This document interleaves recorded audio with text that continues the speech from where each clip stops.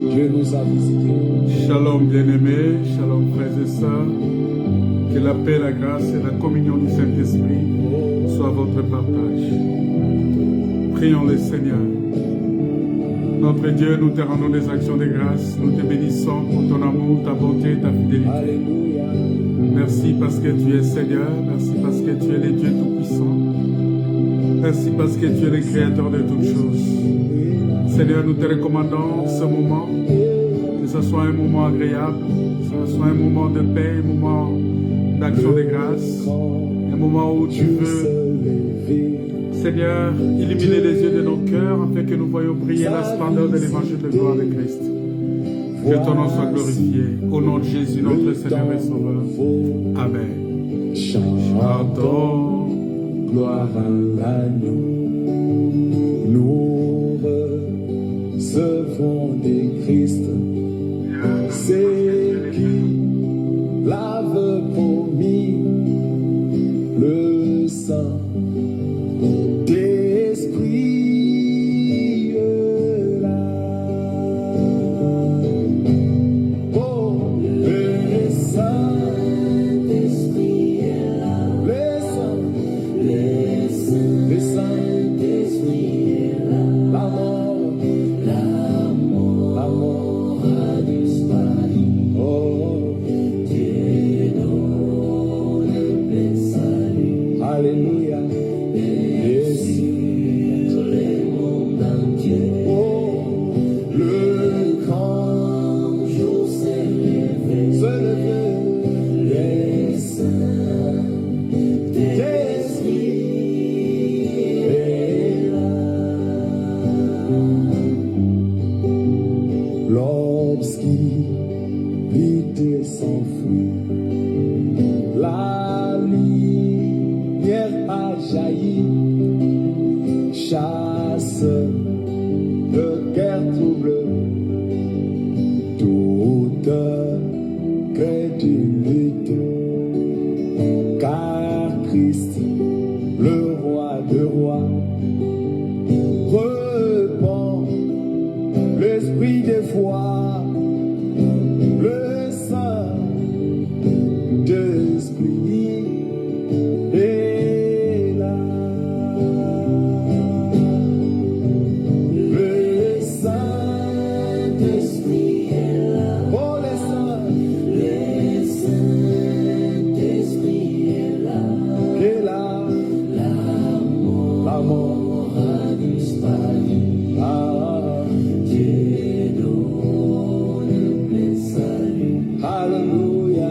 Et sur les mondes entiers. Oh, le grand jour se lever. Les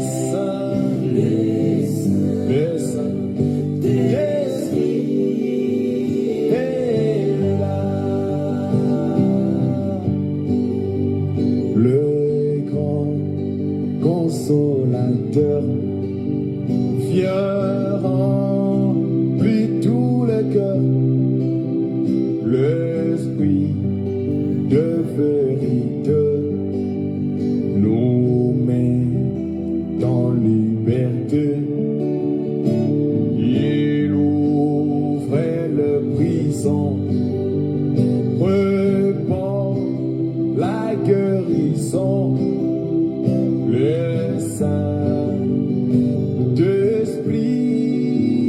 est là. Oh, le Saint-Esprit est là. Le Saint-Esprit est là. La mort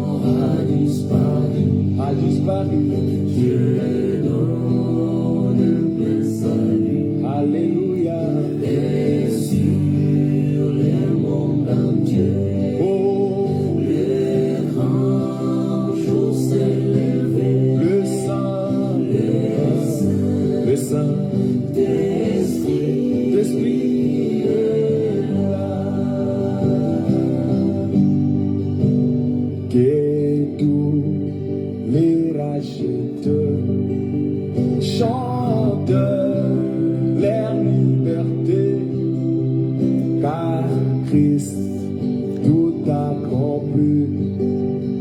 Il a donné l'esprit, voyeux, tremble l'enfer, car dans tout l'univers, le Saint-Esprit est là. Encore une fois, que tout le racheté chante leur liberté. Christ a tout accompli. Il a donné l'esprit, voyez trembler l'enfer, le diable tremble, car dans tout l'univers, les saints d'esprit est là. Oh, les saints d'esprit est là. Les saints d'esprit est là. La mort a disparu. Dieu donne le salut. Alléluia. Et sur les monts entiers, oh, le grand jour s'est levé. Le Saint-Esprit est là. Shalom bien-aimés, shalom frères et sœurs, que la paix, la grâce et la communion du Saint-Esprit soient votre partage, que Dieu vous bénisse de partout où vous nous suivez, que Dieu bénisse les bien-aimés qui nous suivent de partout, de Kisangani, de l'île Maurice, de partout, que le Seigneur, que la paix, la grâce de Dieu soient votre partage. Nous sommes heureux encore de nous retrouver cet après-midi, ce soir, pour partager la parole de Dieu, parce que c'est un bonheur, c'est une grâce pour nous, justement, d'être participants de la nature divine. Et il est important pour nous, à chaque fois que nous nous retrouvons comme ça dans la maison du Seigneur, c'est pour louer le Seigneur, c'est pour élever le nom de Dieu, c'est pour que la gloire de Dieu puisse se manifester au milieu de nous. Parce que notre Dieu, c'est un Dieu qui nous aime. Il nous aime tellement que la Bible dit que regardez l'amour que Dieu a pour son peuple. Il dit à Israël, il dit, gardez silence, moi je combattrai pour vous. Il dit, restez en place et vous verrez la délivrance. Gardez silence, moi je combattrai pour vous. Oh, ce Dieu-là, c'est un Dieu qui combat pour nous. C'est un Dieu qui combat pour nous parce que quand il agit véritablement parce qu'il combat pour nous. Voilà pourquoi il est important à chaque fois que nous nous retrouvons dans la maison du Seigneur, à chaque fois que nous nous retrouvons dans sa maison, nous disons, oh, quelle gloire, quelle grâce d'être enfant de Dieu, d'être participant de la nature divine. Nous voyons comment Dieu a agi au milieu du peuple d'Israël, comment Dieu s'est manifesté, comment Dieu a fait en sorte que Israël, son peuple, soit ce peuple-là qu'il s'est choisi. Voilà pourquoi dans la vie, bien-aimés, dans tout ce que nous faisons, le plus important, c'est de terminer en vainqueur. C'est de terminer en vainqueur. Mais avant, on va lire d'abord le texte, notre texte de base. Le texte de base, c'est Genèse chapitre 3, le verset 15. Parce que nous sommes en train de parler, les jours sont mauvais. Réveille-toi, toi qui dors. Réveille-toi d'entre les morts. Relève-toi d'entre les morts. Et Christ va t'éclairer. Et ça veut dire que tout celui qui vit dans le ténèbre, tout celui qui vit dans le plaisir, il est mort quoique vivant. C'est-à-dire tu peux être là, mais tu es déjà mort, sans le savoir. C'est-à-dire, puisque tu vis dans le ténèbre, puisque tu vis selon le plaisir de ce monde, tu es déjà mort, quoique vivant. Voilà pourquoi il faut faire très attention. Et c'est pourquoi Dieu, depuis la création, il a mis l'inimitié entre nous, entre la femme et le serpent. Il a mis l'inimitié. Il a dit, voilà, ça dit qu'entre vous, vous n'allez plus jamais vous attendre. Cette inimitié-là, c'est Dieu qui a mis ça. Ça ne vient pas de l'homme, ce n'est pas l'œuvre de Satan ou de... Non, c'est Dieu qui a mis cette inimitié-là.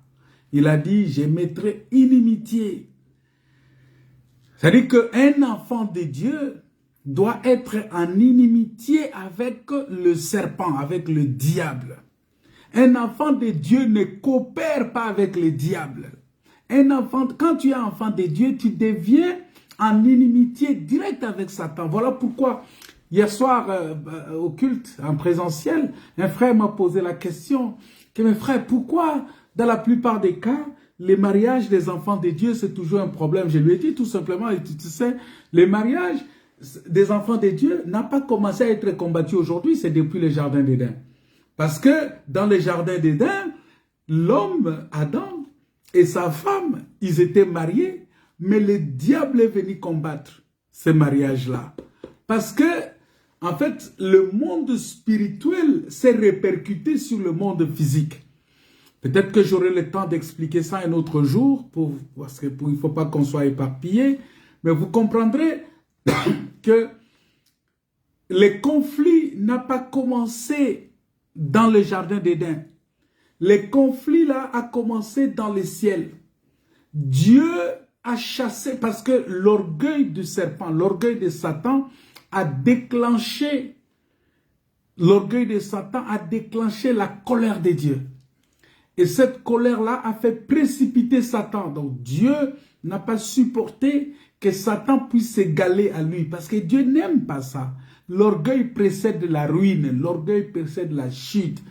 Si toi tu ne veux pas écouter, Dieu va utiliser des grands moyens pour que tu puisses écouter. Alors Dieu a précipité Satan. Donc même entre Dieu et Satan, il y a l'inimitié. Mais puisque Dieu est le créateur, c'est lui qui a créé Satan. Il a le pouvoir de réduire Satan à zéro. C'est pourquoi il a tous ces mécanismes-là pour que Satan soit écrasé. Et il dit ceci. Il dit, quand Satan est descendu dans le jardin d'Éden, il est venu tenter Ève, il est venu tenter Adam. Parce que quand on dit qu'il a tenté Ève, oui, c'est Adam qui a été tenté. Voilà pourquoi, si vous lisez la Bible, vous n'allez pas voir que c'est Ève qui a péché. Mais on dit, c'est Adam qui a péché. Parce que Ève était dans Adam. Ève, il est dans Adam. J'avais expliqué ça le mercredi, que Ève fait partie d'Adam. Quand on parle d'Adam, on voit Adam et Ève. Vous voyez, on ne peut pas soustraire. La Bible dit ceci, il n'y a pas d'homme sans la femme. C'est-à-dire, s'il y a un garçon qui est né aujourd'hui, un bébé garçon né aujourd'hui, ce bébé garçon-là a sa femme. Parce que Dieu ne peut pas faire venir un garçon dans le monde sans une femme. Vous voyez? Et Dieu ne peut pas venir aussi une femme dans le monde sans son homme. Parce que la femme est tirée de quelque part. Et l'homme qui vient, il a avec lui sa femme. Voilà pourquoi, ma soeur, ne te précipite pas. Parce que tu vas dire, oh non, mais je ne vois pas les frères pour venir me prendre ma... Non, il y a un frère pour toi. Quel que soit ton âge, il y a un frère que le Seigneur a prévu pour toi. Toi, garde seulement silence, le Seigneur va combattre pour toi. Voilà. Alors, on va lire le texte de Genèse, chapitre 3, verset 15, qui dit ceci. « Je mettrai inimitié entre toi et la femme, entre ta postérité et la postérité de la femme, et sa postérité. Entre ta postérité et sa postérité. Celle-ci t'écrasera la tête, et toi tu le blesseras le talon. » Vous voyez? Donc, ici, Dieu a mis l'inimitié. Mais quand Dieu a mis l'inimitié, il n'a pas laissé les choses comme ça. Il a mis cette inimitié-là, mais qui a une fin en fait. La fin de cette inimitié, c'est, on va voir maintenant qui est vainqueur à la fin. Voilà pourquoi l'importance, bien-aimé, de ta vie sur la terre, l'importance de tout ce que tu fais sur la terre, c'est de terminer en vainqueur. Parce que si tu ne termines pas en vainqueur, ça veut dire que tu ne fais rien, ça veut dire que ça ne sert à rien. Il faut que tu termines ta course en vainqueur. Voilà pourquoi il dit, tu as combattu le bon combat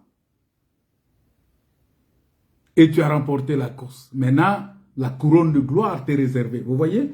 C'est-à-dire que dans la vie, l'importance, c'est de terminer la course en vainqueur, de terminer la vie en vainqueur, de terminer ce qu'on fait en vainqueur. Si vous lisez dans le livre de 1 Samuel, chapitre 31, vous allez voir comment ça s'est passé, comment les Philistins ont livré la bataille avec Israël. Et la Bible dit que les hommes d'Israël ont pris fuite devant les Philistins. Et ils sont tombés morts sur la montagne de Gilboa. Et en regardant cela, nous voyons que les Philistins, ils ont poursuivi Saül et ses fils. Et ils ont tué Jonathan, Abinadab et Malkishua, fils de Saül. Mais la Bible dit ceci, que l'effort du combat porta sur Saül. Et en même temps, les archers qui étaient là, ils l'ont atteint et ils l'ont blessé grièvement. Alors Saül dit alors à celui qui portait ses armes, tire ton épée et tu me transperces, de peur que ces incirconcis ne viennent me percer et me faire subir leurs outrages. Donc Saül avait peur d'être traîné dans la boue, traîné. Alors celui qui portait ses armes ne voulut pas. Parce qu'il était saisi de crainte, il avait peur. Il a dit non, je ne peux pas porter la main sur loin de Dieu. Malgré que Saül avait des problèmes avec l'Éternel, mais le monsieur il disait toujours que non, je ne peux pas porter ma main sur loin de Dieu. Alors, Saül, il a pris son épée et il s'est jeté dessus. Et celui qui portait les armes de Saül, le voyant mort, il se jeta aussi sur son épée et mourut avec lui. Donc, en ce moment-là, nous avons vu que Saül et ses fils, ses 3 fils, ont péri le même jour. Saül et ses 3 fils ont péri le même jour. Celui qui portait ses armes et tous ces gens, ceux d'Israël qui étaient de ce côté de la vallée et de ce côté du Jourdain, ayant vu que les hommes d'Israël s'enfuyaient et que Saül et ses fils étaient morts, abandonnèrent leur ville pour prendre aussi la fuite.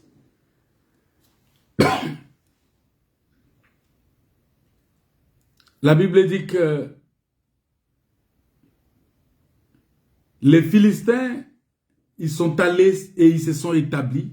Mais le lendemain, les Philistins vinrent pour dépouiller les morts. Et ils trouvèrent Saül et ses 3 fils tombés sur la montagne de Gilboa. Alors ils ont coupé la tête de Saül. Ils ont enlevé toutes ses armes. Et ils ont fait annoncer des bonnes nouvelles par tous les pays des Philistins, dans les maisons de leurs idoles et parmi le peuple. Alors ils sont allés mettre les armes et tout ça. C'est un long récit. C'est un long récit. Et la Bible dit que c'est le récit de la triste fin, vraiment du règne de 40 ans. Parce que Saül, il a régné 40 ans. Et pourtant, quand on étudie la vie de Saül et de son appel, nous voyons que Il avait tout pour réussir. Il avait tout. Alors tout pour réussir. Et pour pouvoir terminer aussi en vainqueur. Il avait tout pour réussir. Alors que Saül, il était dans l'inquiétude. Et qu'il recherchait des ânesse, tout ça perdu de son père. Samuel lui a dit, mais ne t'inquiète pas, elles sont retrouvées. Saül avait tout. Voilà pourquoi, bien-aimé, il arrive des fois où tu commences à patauger dans la boue et que tu commences à te débattre de tes problèmes, de tes soucis, de tes préoccupations. De toutes ces choses, le Seigneur va toujours s'adresser à toi et il va toujours t'appeler à sortir des ténèbres pour entrer dans son royaume de lumière et de participer à sa gloire. Parce que ici, la vie d'un homme, la vie d'un enfant de Dieu, c'est la finalité qui compte. Voilà pourquoi quand vous regardez la prophétie que Dieu a donnée, que je mettrai inimitié entre toi, serpent, et la femme, cette inimitié-là devrait terminer parce que je vous ai expliqué hier la notion du temps. Dieu n'est pas dans le temps. Dieu est le maître des temps. Il est le maître des circonstances. Mais c'est l'homme qui est dans le temps. Pourquoi l'homme est dans le temps? Parce que l'homme a été créé. C'est-à-dire l'homme a un commencement. Tout ce qui est créé a un commencement et une fin. C'est ça ce qu'on appelle la création. Donc toute la créature a un commencement et une fin. Mais Dieu, le Créateur, lui, il est esprit. Lui, l'esprit n'a ni chair ni os. L'esprit n'a pas de commencement. L'esprit n'a pas de fin. Et donc, cela fait que l'homme est rentré dans le temps. Et la Bible dit qu'il y a un temps pour tout. Il y a un temps pour naître. Il y a un temps pour mourir. Il y a un temps pour naître. Il y a un temps pour mourir. Donc, pour ceux qui se posent des questions, mais pourquoi c'est arrivé? Non, Adam est né pour mourir. Maintenant, l'acte qui est posé là, l'acte qui s'est posé, le fait que Satan est venu pour tenter Adam, c'était la manifestation réelle. C'est-à-dire, Dieu a donné un enseignement. Il a donné un enseignement sur la mort. C'est-à-dire, il y a ce qu'on appelle la mort spirituelle. C'est ce qui s'est passé dans le jardin d'Éden. Et la mort physique qui s'est passée en dehors du jardin d'Éden. Parce que l'homme ne pouvait pas mourir physiquement dans le jardin d'Éden. L'homme ne pouvait pas mourir physiquement. La mort physique ne pouvait pas se produire dans le jardin. Sinon, Christ aussi allait mourir dans la ville de Jérusalem. Voilà pourquoi vous allez remarquer que Christ Jésus, il est mort en dehors de la ville. Il est mort en dehors de la ville. Vous voyez? Et puisqu'il est mort en dehors de la ville, c'est pour confirmer que la mort physique, parce que cette mort de Christ-là, ce n'était pas la mort spirituelle. C'était la mort physique. C'est-à-dire le corps que Dieu lui a formé devrait se détruire. Mais vous allez remarquer que Christ sur la croix, parce que c'est ça qu'on va expliquer aujourd'hui, le mécanisme de l'écrasement. Parce que, bien-aimés dans le Seigneur, nous devons savoir que nous sommes appelés à ne pas nous inquiéter. Un enfant de Dieu ne peut pas s'inquiéter. La Bible dit, ne vous inquiétez de rien, mais en toute chose, Parce que nous sommes appelés à nous décharger justement sur le Seigneur de tous nos soucis. Parce que c'est lui-même qui prend soin de nous. Donc Christ ne pouvait pas mourir parce que la mort d'Adam dans le jardin, c'était la mort spirituelle.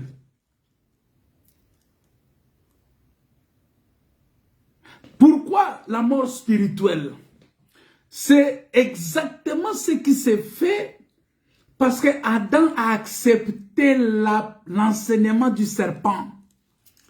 Puisque le serpent a été chassé de la présence de Dieu et que Adam aussi a reçu cet enseignement-là du serpent, Dieu ne pouvait pas permettre que Adam, avec l'enseignement du serpent, restait dans le jardin.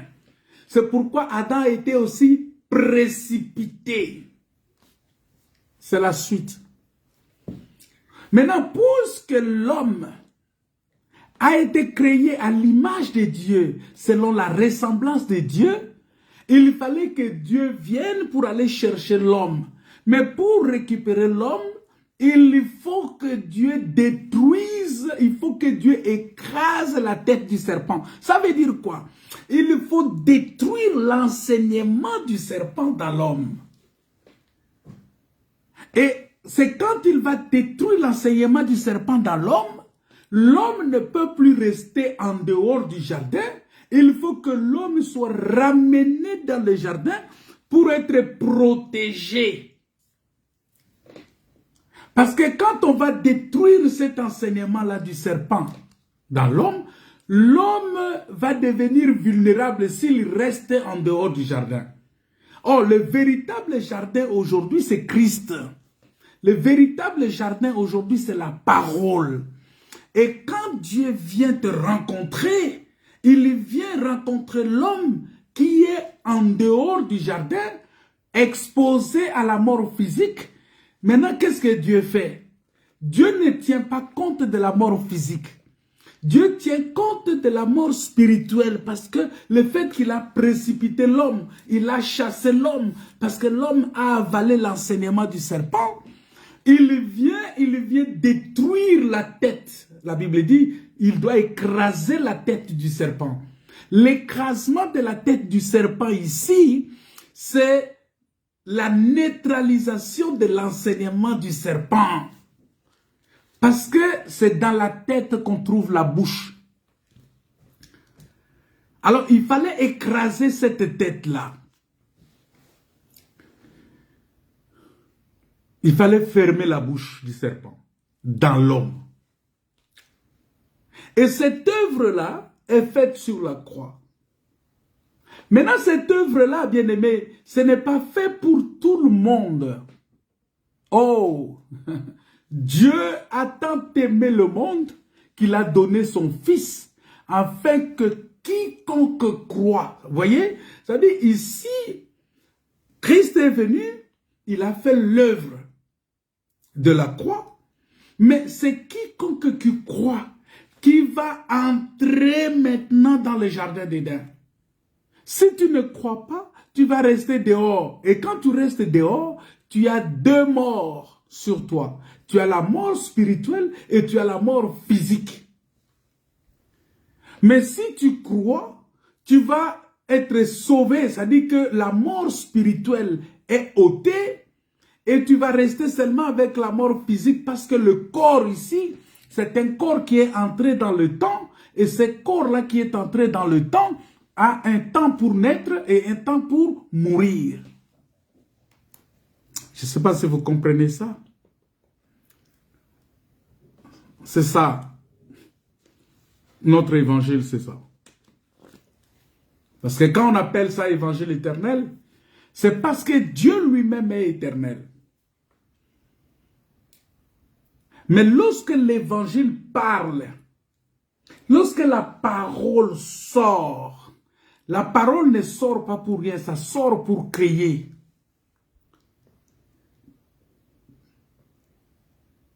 Voilà pourquoi, bien-aimés, nous sommes appelés justement à jouir de toutes les grâces et de toutes les richesses de la maison de Dieu. Parce que les richesses, la grâce, le bonheur qui est dans les jardins, nous sommes appelés à jouir de toutes ces choses-là. Voilà pourquoi le Père a fait la fête lorsque le fils prodigue est rentré dans la maison. Il a dit, ah non, il était perdu, mais maintenant il est revenu. Il est retrouvé. Il était mort, maintenant il est revenu à la vie. Vous voyez? Ça veut dire que le fait qu'il soit sorti de la maison, il était mort.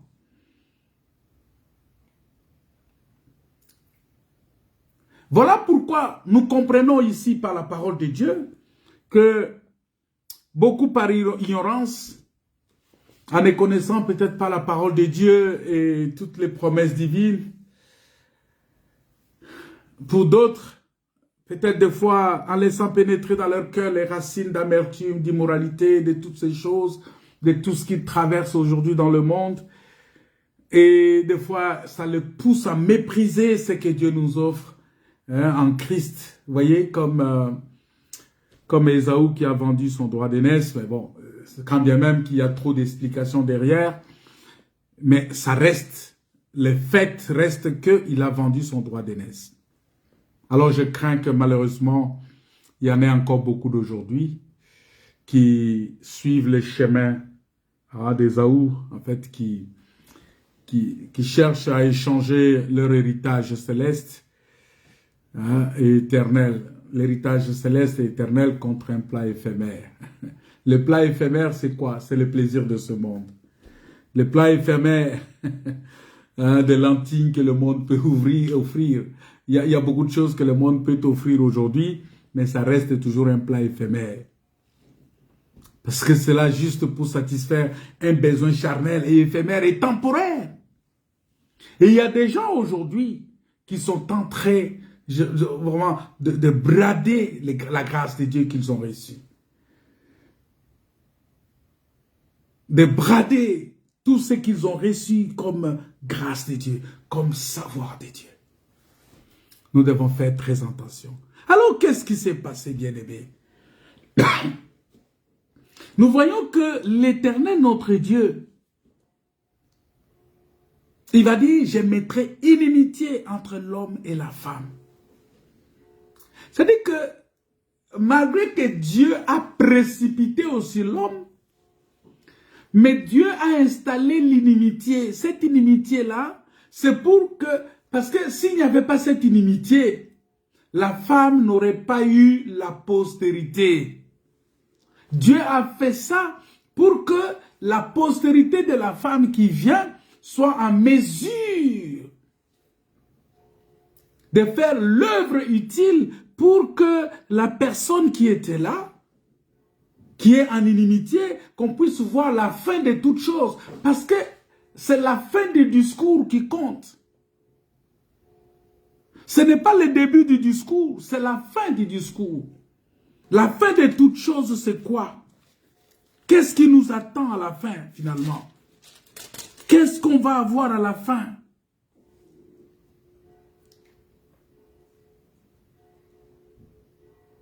À la fin de toutes choses, comme je vous ai dit, le Seigneur dit quelque chose d'extraordinaire ici. Dans le livre d'Apocalypse, chapitre 22, le verset 11, partie B, il dit, voilà, on peut lire tous les versets 11, parce que c'est très important. Il dit que celui qui est injuste soit encore injuste. Que celui qui est souillé s'essuie encore.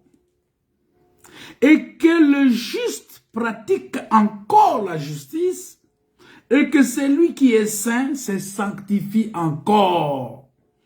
Donc ici, le Seigneur met justement, il démontre clairement la différence entre l'injuste et le juste. Entre celui qui est souillé et celui qui est sanctifié. Celui qui est saint. Celui qui est souillé dont on parle ici, c'est le diable. C'est le serpent. Et il va continuer à s'essuyer davantage parce qu'il n'a pas la repentance en lui. Le diable ne peut pas se repentir. Et c'est ça ce que nous avons vu avec Judas Iscariote. Vous allez voir que Judas Iscariote, qui a vendu le Messie, il a continué à s'essuyer davantage.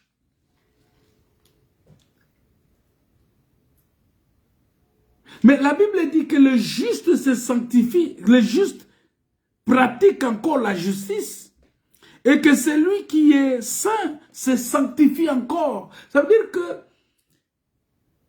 il dit que il faut être sanctifié, il faut rester dans cet état de sanctification, et cela jusque dans le lieu très saint. Parce que quand tu es dans les lieux saints, tu ne vas pas rester dans le lieu saint. Il faut que tu te sanctifies encore. Ça veut dire quoi? Ça veut dire qu'en étant dans les lieux saints, nous sommes appelés à aller dans les lieux très saints. Alors, les lieux saints aujourd'hui, c'est, on a reçu la parole de Dieu, mais on est encore sur la terre, dans ce corps humain. C'est ça ce qu'on appelle le lieu saint, là où on mange le pain des propositions, là où on écoute la parole chaque jour, là où le Saint-Esprit nous éclaire, là où on a besoin de prier. On a l'autel de parfum. Mais vous allez remarquer dans le tabernacle que l'autel de parfum jouait deux rôles. C'est-à-dire qu'il partait de lieu saint jusqu'au lieu très saint. Voilà pourquoi on dit que celui qui est saint se sanctifie encore. Qu'est-ce que ça veut dire? Ça veut dire que nous sommes appelés à aller au-delà de la sanctification que nous recherchons maintenant. Parce que la Bible dit, recherchez la paix et la sanctification sans laquelle personne ne verra le Seigneur. Oh, le Seigneur, c'est le Saint des Saints. C'est-à-dire, pour voir le Seigneur, il faut que le sanctifié quitte l'étape des sanctifiés pour entrer dans les sanctifiés des sanctifiés. Vous comprenez ça? C'est-à-dire, il faut rentrer dans les sanctifiés des sanctifiés. Et donc, nous comprenons ici que l'inimitié que Dieu a placée, c'est pour que la postérité de la femme puisse écraser la tête du serpent. Prophétiquement parlant, lorsqu'on doit parler sur le plan prophétique, nous voyons que la postérité de la femme dont on parle ici, c'est Jésus-Christ. On peut dire aussi que c'est Israël qui est cette femme-là. Pourquoi on dit que c'est Israël qui est cette femme?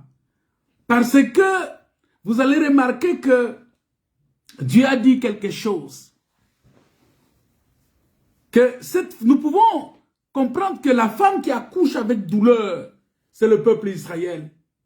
Mais cet accouchement, c'est quelque chose que nous devons comprendre dans un langage véritablement spirituel. Parce que la Bible dit ceci, dans le livre de 1 Timothée chapitre 2, que la femme sera néanmoins sauvée en devenant mère.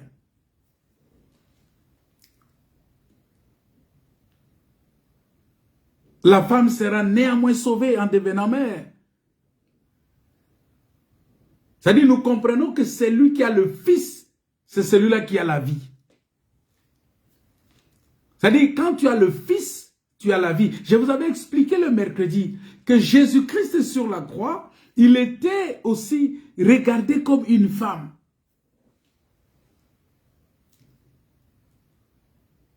Il était regardé comme une femme.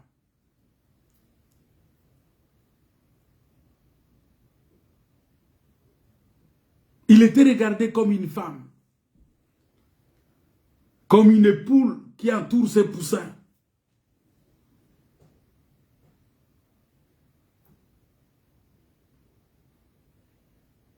Et l'enfant que Christ a enfanté sur la croix, c'est l'Église. C'est nous. Nous sommes enfants de Dieu par l'œuvre de Christ sur la croix. C'est voilà pourquoi la Bible dit à tous ceux qui l'ont reçu, à ceux qui croient en son nom, il leur a donné le pouvoir de devenir enfants de Dieu. Nous sommes devenus enfants de Dieu parce que Christ est mort sur la croix.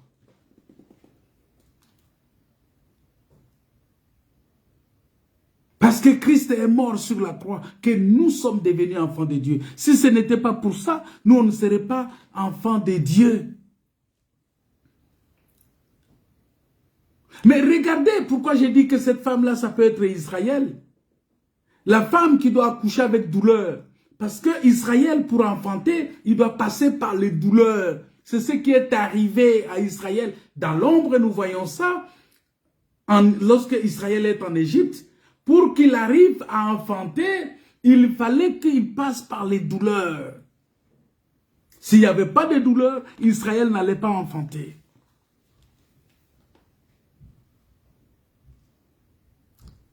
Parce que la Bible dit dans Osée qu'Israël est la femme de Dieu. Osée chapitre 2, je pense. Si on lit ça là-bas, on va trouver qu'Israël... Alors, nous comprenons que cette femme peut représenter aussi Israël dans une autre dimension.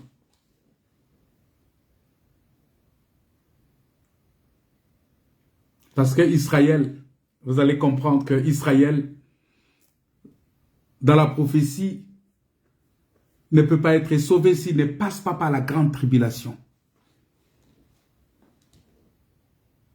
Parce que Jésus, il a annoncé ça, il a dit, il a parlé de la grande douleur et des malheurs aux femmes enceintes et aux femmes qui vont allaiter ces jours-là. Les femmes enceintes, on peut encore expliquer ces femmes enceintes comme étant les 144 000, des membres oints, ou même les femmes qui allaiteront ces jours, ce sont les deux témoins. On peut parler de tout ça. Je ne vais pas rentrer dans le domaine prophétique aujourd'hui. Mais j'aimerais seulement dire que lorsque Dieu dit qu'il a mis l'inimitié entre la femme et le serpent, c'est-à-dire c'est un combat que Dieu a installé.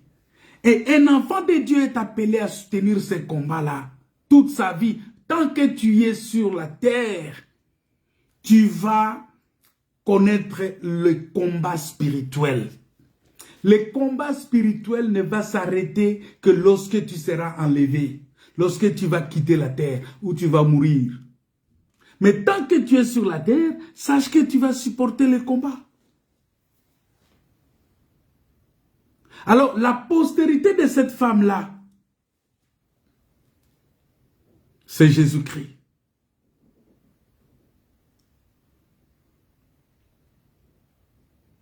C'est Jésus-Christ qui est la postérité de cette femme. Parce que la Bible dit dans le livre d'Habakkuk que, car c'est une promesse dont le temps est fixé, elle marche vers son terme. C'est une promesse que le temps est fixé, mais qui marche vers son terme. C'est-à-dire que cette prophétie-là, depuis que Dieu a donné ça, il y avait un temps fixé pour ça. Et nous voyons que le temps fixé pour ça, c'était à la croix. Parce qu'il fallait que Jésus-Christ vienne écraser la tête du serpent. Et la tête du serpent que Jésus devrait écraser sur la croix, Jean l'avait vu dans le livre d'Apocalypse, dans l'Apocalypse chapitre 13. Je vous ai expliqué ça, que c'était la bête. Il y avait, la Bible dit que le dragon a 7 têtes.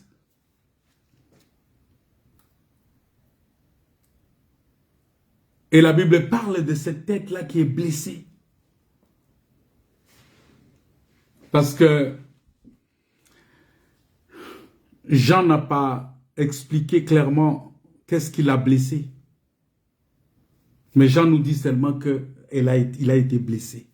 Il a été blessé quand? Il a été blessé à la croix. Parce que vous allez comprendre que on va parler de cet homme-là qui revient du pressoir, qui revient, ça c'est Apocalypse qui parle encore de ça, qui dit que cet homme-là revient, mais il avait les vêtements trempés dans le sang. Cet homme-là, c'est Jésus-Christ, qui revient avec les vêtements trempés dans le sang, parce qu'il revient du travail qu'il a fait, du pressoir. Et là, il avait le sang partout, et ces sangs-là ont pris son vêtement. C'est ça, nos péchés qui sont tombés sur lui. Il s'est chargé de nos péchés, de nos maladies. Il s'est chargé de nos péchés et de nos maladies. Parce que ce qui a blessé la bête, la parole de Dieu dit que c'est l'épée. Mais je ne veux pas, parce que je suis en train de, je vais rester dans la doctrine, je ne veux pas trop rentrer dans la prophétie aujourd'hui. Parce que ça va m'amener à parler beaucoup plus de l'Apocalypse et tout ça. Mais mon enseignement, c'est, je veux vraiment garder ça sur le plan de doctrine, sur le plan de, peut-être avec un peu de révélation, pour montrer simplement que l'œuvre de la croix a fait que Jésus-Christ puisse écraser la tête du serpent. Mais écraser la tête du serpent, ça ne veut pas dire que le serpent est mort. Le serpent est resté vivant. Parce que c'est une tête, parce que c'est le dragon, mais c'est une tête qui a été touchée. Mais il est resté vivant. Voilà pourquoi la Bible dit, il rôde tout autour de nous. Il est blessé. Voilà pourquoi il rôde tout autour de nous, cherchant qui dévorer, parce que lui aussi il est blessé. Il cherche maintenant qui il va dévorer. C'est-à-dire aujourd'hui, bien-aimés, nous devons comprendre que le diable travaille encore. Le diable est encore là. Il cherche qui il veut dévorer. Parce que l'épée qui a blessé,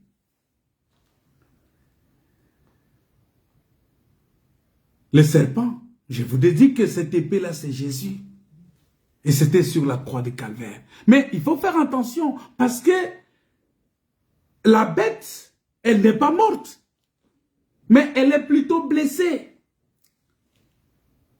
Mais il y a un temps où nous allons rentrer dans l'accomplissement total. Parce que là, c'était un accomplissement partiel. C'est pourquoi, lorsque Dieu dit qu'elle écrasera la tête du serpent, sur la croix, c'est un accomplissement partiel.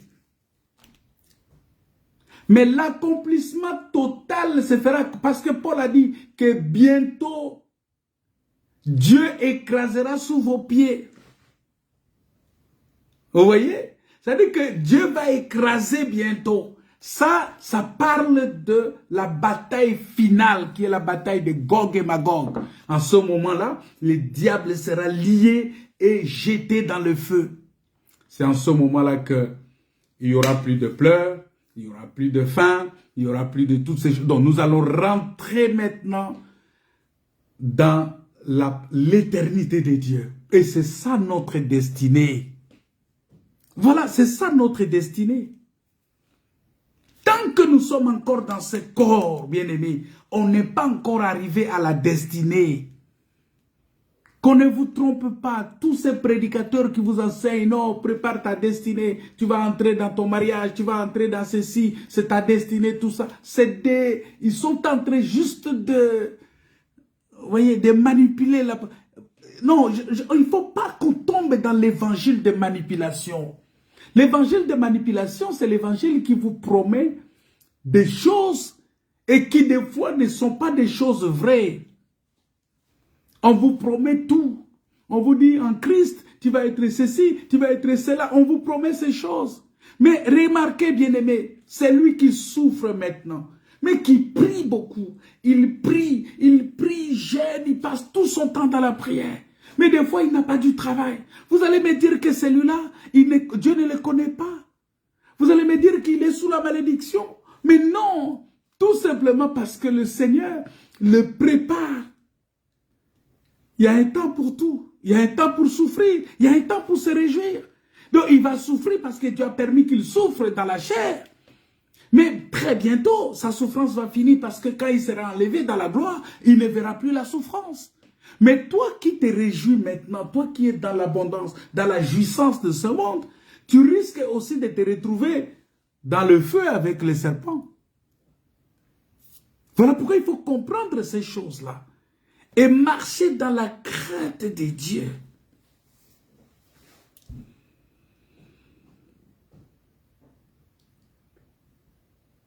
Parce que la bête n'est pas totalement écrasée.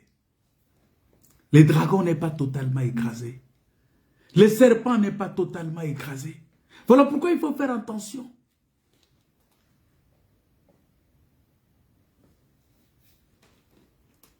Parce que, en ce moment-là, nous allons voir que... Parce que, c'est quoi la tête du serpent? La tête du serpent, c'est...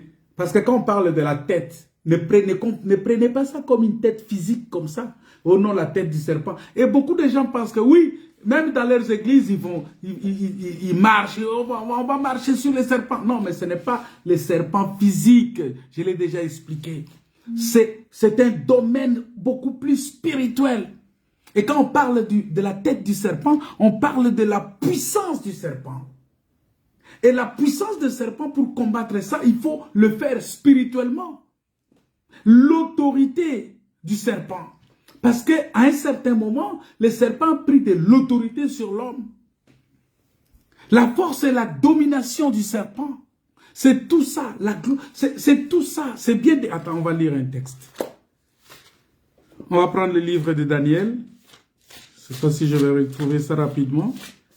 Parce que c'est ça qui va nous permettre vraiment, véritablement de comprendre ça. Daniel chapitre 2, versets 37 à 38. Daniel 2, versets 37 à 38. La Bible dit ceci. Ô roi, tu es le roi des rois, car le Dieu des cieux t'a donné l'empire, la puissance, la force et la gloire. Vous voyez? Ici, on parle au roi de Babylone. On dit, Dieu des cieux t'a donné l'empire, la puissance, la force et la gloire. Ce roi ici représente Satan. Ce roi ici représente Satan. Mais il a la gloire, il a tout ça. Voilà pourquoi, dans les jardins, dans le désert, quand le diable s'est présenté devant Jésus-Christ, on va lire ça dans Matthieu chapitre 4. C'est pour que vous puissiez comprendre.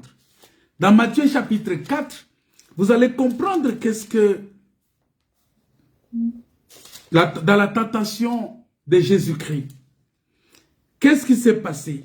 La Bible dit, le diable les transporte dans la ville sainte et les plaça sur le haut du temple et lui dit, jette-toi en bas, car il est écrit, il donnera des ordres à des anges à ton sujet et ils te porteront sur les mains, de peur que ton pied ne se heurte contre une pierre.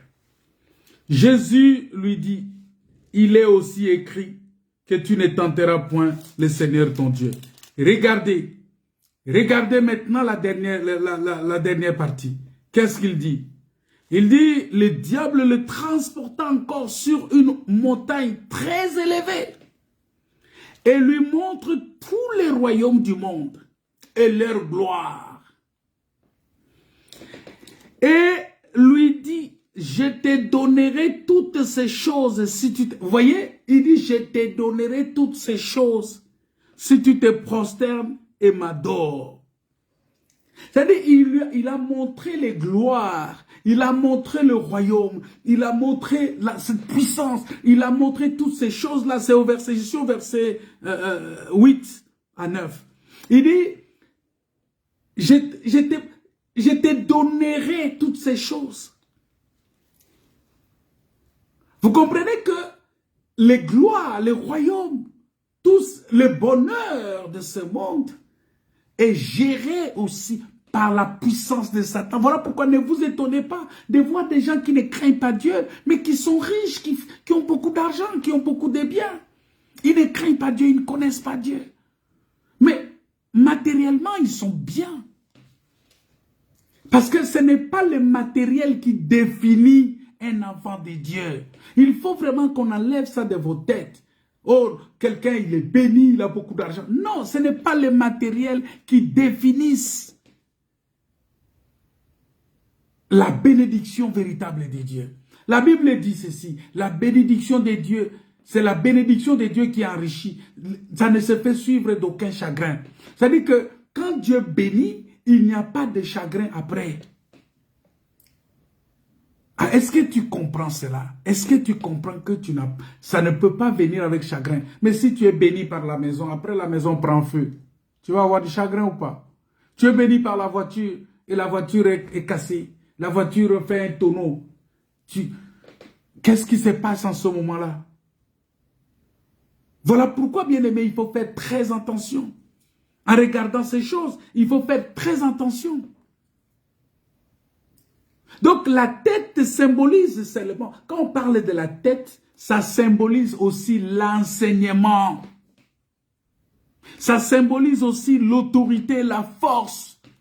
Ça symbolise aussi la domination.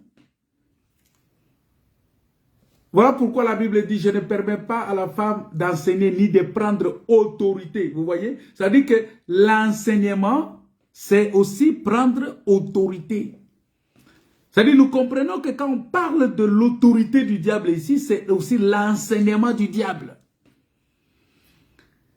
Parce que l'enseignement, c'est aussi prendre autorité. Voilà pourquoi le diable a pris l'autorité sur l'homme dans le jardin d'Éden. Parce que l'homme a écouté son enseignement.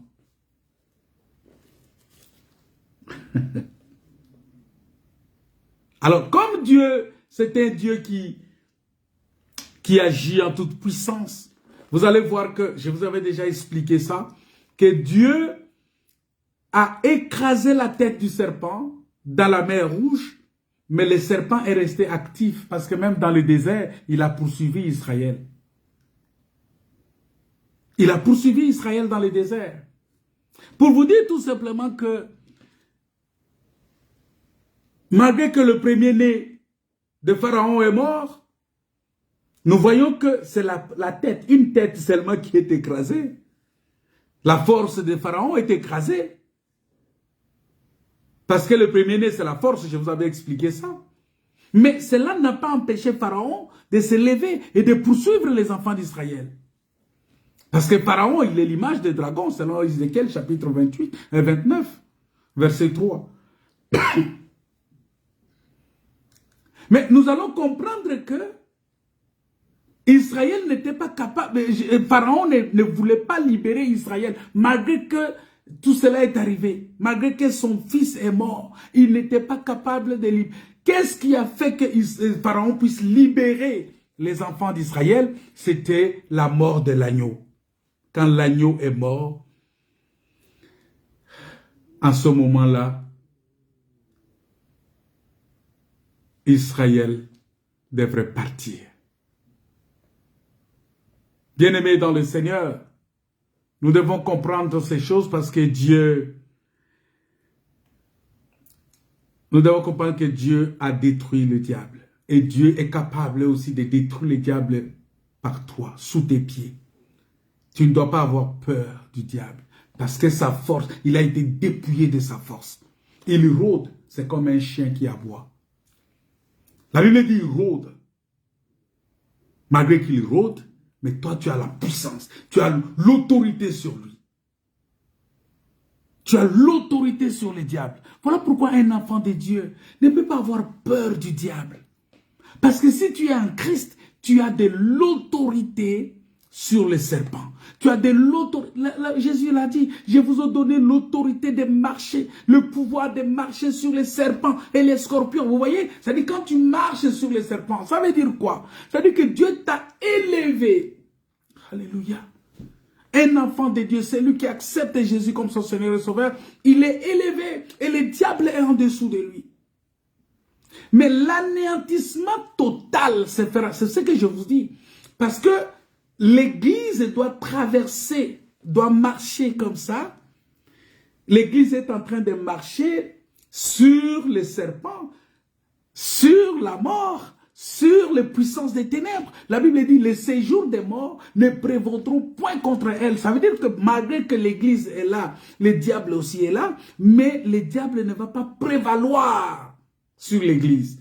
C'est-à-dire, le diable n'a pas d'autorité sur l'Église. Le diable n'a pas de pouvoir sur l'Église. Jusqu'à l'enlèvement de l'Église. Et quand l'Église est enlevée, en ce moment-là, le diable continuera toujours son travail jusqu'à la bataille de Gog et Magog. C'est en ce moment-là que Satan sera lié. La Bible dit que Dieu écrasera bientôt Satan sous vos pieds. Vous voyez, en ce moment-là, nous voyons que c'est l'anéantissement total du diable.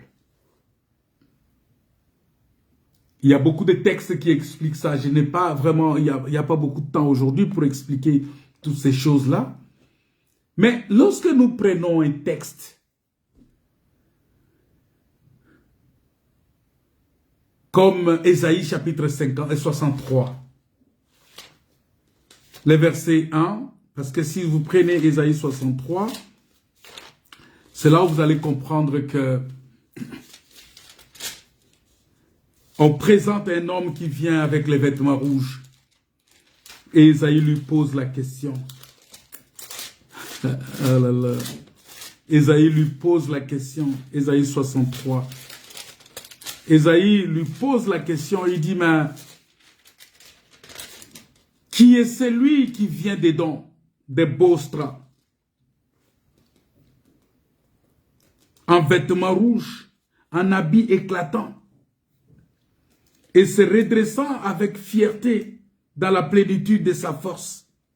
C'est moi qui ai promis le salut, qui ai le pouvoir de délivrer. Ah, c'est lui qui a le pouvoir de délivrer. Vous voyez? Ça voudrait dire quoi ici?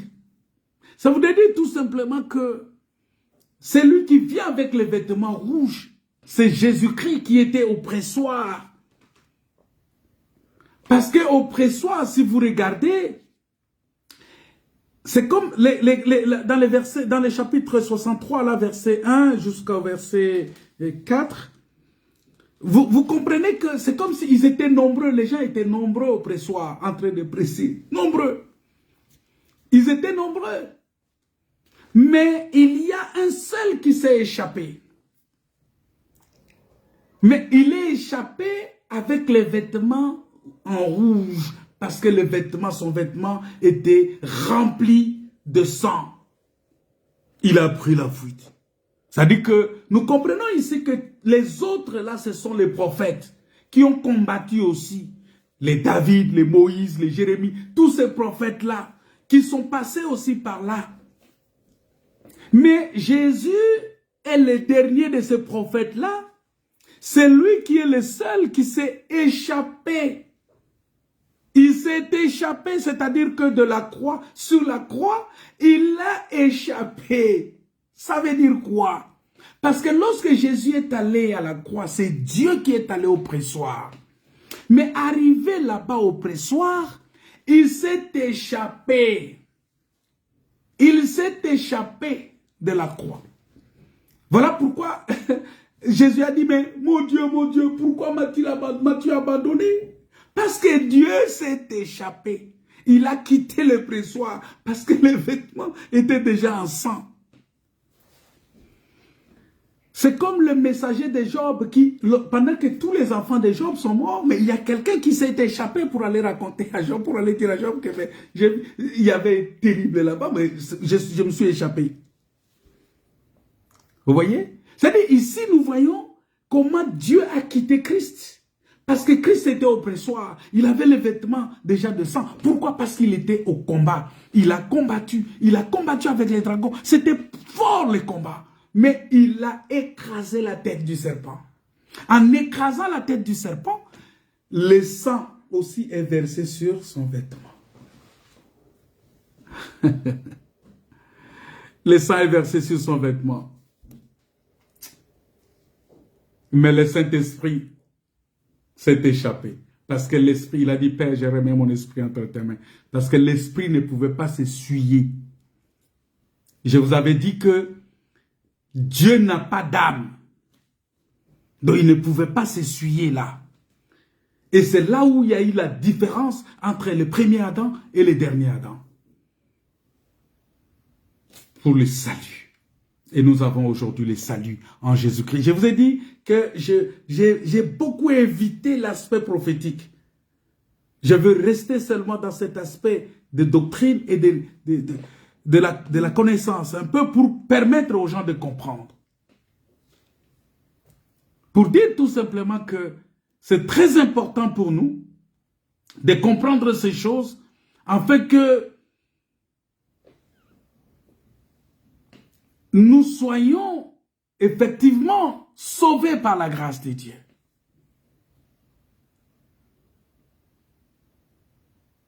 Parce que pour que nous soyons sauvés, il faut que nous acceptions les sacrifices de Christ.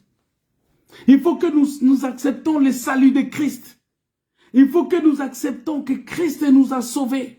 Il faut que nous acceptons que Jésus-Christ, c'est lui qui est notre Seigneur, c'est lui qui est notre Dieu, c'est lui qui est notre Père.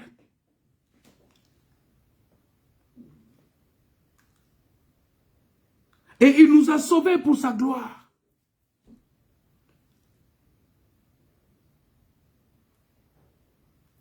Et Dieu nous aime tellement. Dieu nous aime tellement. Et je vous dis que le diable continue à travailler. Nous devons continuer à prier. C'est-à-dire que pour les vaincre, il faut que nous, la Bible dit, veillez et priez. Voilà pourquoi nous devons veiller et prier. Nous devons toujours veiller et prier, afin que nous ne puissions pas tomber dans la tentation. Afin que nous ne puissions pas tomber dans ce que le diable a fait. Nous devons veiller et prier. Si nous ne veillons pas, si nous ne prions pas, nous allons tomber dans la tentation. Nous devons faire extrêmement attention, bien-aimés. Nous devons faire extrêmement attention. Parce que le temps est difficile. Les jours sont mauvais. Et nous devons nous réveiller. Nous devons nous réveiller d'entre les morts. Nous devons sortir de cette mauvaise habitude. Et nous devons donner notre vie à Christ. C'est très important. Nous allons prier le Seigneur. J'aimerais vraiment que tu pries le Seigneur. Parce que cette inimitié-là est là. Jésus a écrasé la tête du serpent. Jésus a vaincu le serpent. Mais le serpent continue à travailler encore. Les serpents continuent à travailler. Nous devons faire extrêmement attention. Nous devons faire extrêmement attention pour ne pas tomber dans son piège. Voilà pourquoi nous avons besoin du Saint-Esprit. Voilà pourquoi nous avons besoin de la présence de Dieu. Nous avons besoin que le Saint-Esprit nous remplisse. Parce que si tu es rempli du Saint-Esprit, tu sauras comment comprendre, comment combattre. Tu sauras comment combattre. Tu sauras comment combattre.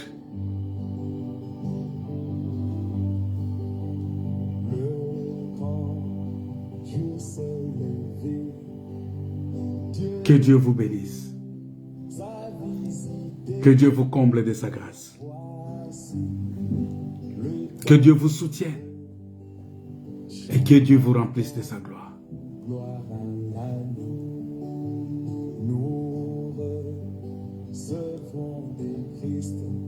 Que Dieu soit votre Dieu, votre Père. Bien-aimés dans le Seigneur, nous devons comprendre que la finalité, c'est celui qui est vainqueur. Et c'est Jésus qui est vainqueur. Parce que si Christ est sur la croix, c'est écrié, tout est accompli, cela signifie que le salut qu'il nous offre est total et parfait. Et qu'en recevant Jésus-Christ comme notre Seigneur et Sauveur, nous avons cette possibilité de marcher en nouveauté de vie et d'être dans ce monde tel que Christ l'a été. De marcher en vainqueur, bien que nous marchions sur les serpents, mais nous marchons jusqu'à la victoire éternelle. Puisqu'il est dit en Christ que nous sommes devenus une nouvelle créature. Nous sommes devenus des nouvelles créatures et que les choses anciennes sont passées et que voici toutes choses sont devenues nouvelles. Ce n'est pas que nous deviendrons, non, nous sommes devenus des nouvelles créatures. Et si le Seigneur nous donne des tâches à faire, une fonction à remplir, il doit nous équiper également pour cela par le Saint-Esprit. Parce qu'il a dit, vous recevrez une puissance, le Saint-Esprit surviendra sur vous et vous serez mes témoins. Oui, le Seigneur nous révèle de la puissance pour marcher sur ces puissances des ténèbres, pour combattre et combattre en vainqueur. Nous combattons, mais en vainqueur, parce que Christ a déjà vaincu. Que Dieu vous bénisse, que Dieu vous comble de sa grâce et qu'il vous remplisse de sa puissance. Nous allons nous retrouver dimanche, si le Seigneur le permet, le dimanche à 14 h pour écouter la parole de Dieu. Que la paix et la grâce de Dieu soient votre partage. Au nom de Jésus, notre Seigneur et Sauveur, nous disons gloire et louange à toi, Seigneur. Soyez bénis, mes frères. Au nom de Jésus. Amen.